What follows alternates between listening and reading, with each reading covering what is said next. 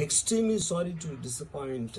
అంటే ఇప్పుడు ఏదో ఉనికిపోతున్నాను, మంచం కింద కూర్చొని ఏడుస్తున్నాను అని అందరూ what ever the media speculating, వాళ్ళందరికీ చిన్న డిసప్పాయింట్మెంట్గా ఉండొచ్చు వీడియో.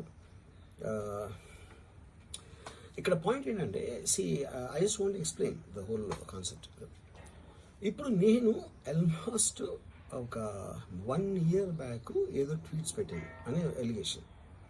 ఆ ట్వీట్స్ ఎవరో మనోభావాలు దెబ్బతిన్నాయి. ఇక్కడ విచిత్రం ఏంటంటే 1 year బ్యాక్ పెట్టిన ట్వీట్స్ 4 డిఫరెంట్ ప్లేసెస్లో 4 డిఫరెంట్ జ్యూరిస్డిక్షన్స్లో 4కి ఒకే 3-4 రోజుల వ్యవధిలో వాళ్ళ మనోభావాలు దెబ్బతిన్నాయి. వాళ్ళు ఆ పరంగా కంప్లైంట్ ఇవ్వడం, కేసులు పెట్టడం జరిగింది.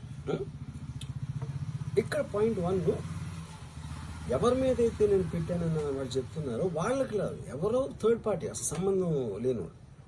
సో ఆ కాంటెక్స్లో అసలు ఈ కేసు ఎలాగా, ఈ సెక్షన్స్ ఎలా వర్తిస్తాయి అనేది అప్పుడు ఆబ్వియస్గా నాకు వచ్చే అనుమానం కానీ, నాకు కానీ నా మనుషులు కానీ, ఇది ఒక పర్సిక్యూషన్ చేయటానికి ఒక పద్ధతి ప్రకారం ఉన్న అలౌబుల్ లాస్ని వాడుతున్నారా, లేకపోతే ఇప్పుడు వరల్డ్ ఓవర్ ఒక ఫినామినా ఏం జరుగుతుందంటే, పొలిటికల్ పార్టీస్ వాళ్ళు they are weaponising the systems of the police. అది అమెరికాలో జరుగుతుంది, యూరోప్లో జరుగుతుంది, ఇక్కడ కూడా జరుగుతుంది. యూనో, అప్పుడు నేను ఏ ఒక్క వ్యక్తిని, ఒక పోలీస్ ఆఫీసర్ని కానీ, ఒక పొలిటికల్ పర్సన్ కానీ నేను బ్లేమ్ చేయట్లా. I think it happens in certain ఒక ఏమంటారు దాన్ని, ఒక వే.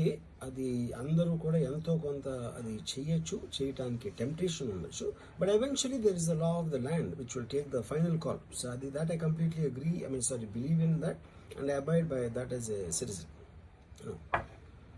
సో ఇప్పుడు ఇక్కడ జరిగింది ఏంటి, నాకు ఒక నోటీస్ వచ్చింది, నేను ఒక రిప్లై ఇచ్చాను, ఫలానా చోట ఫలానా తారీఖు నేను వస్తాను.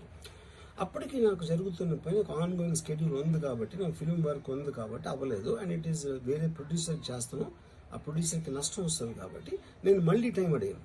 ఇదేంటి కేసు, ఇదేం అర్జెంట్ కేసు అంటే 1 year తర్వాత ట్వీట్ చూసిన అతనికి 1 weekలో అన్నీ అయిపోవాలనేది ఏమన్నా మీనింగ్ ఉంటుంది అసలు దానికి? So which basically means it is being done for purposes other than the urgency of the case.